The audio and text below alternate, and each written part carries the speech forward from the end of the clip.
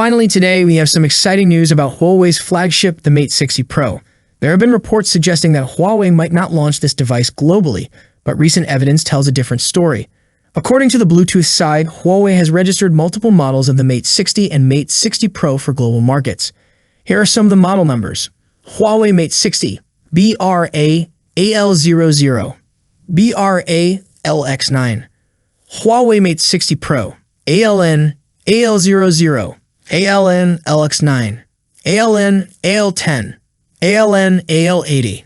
Now, if we look at Huawei's past launch schedule, the model numbers ending with LX9 typically signify devices intended for the global market. Conversely, those with AL00 and other AL extensions are usually designed for the Chinese market. So these registrations seem to suggest that Huawei may indeed have plans to release the Mate 60 series outside of China, although the exact timing remains uncertain. It's worth noting that while these model registrations provide some hints, Huawei hasn't officially confirmed its global launch plans yet. This discussion gained traction following a report by Android Authority, which suggested that Huawei might not bring the Mate 60 Pro to global markets. However, the company has not addressed these rumors through its official social media channels. Now here's the surprise twist in the story. On August 29, Huawei dropped a bombshell by silently launching the Mate 60 Pro in China without any prior event or teasers. The unveiling took place entirely online.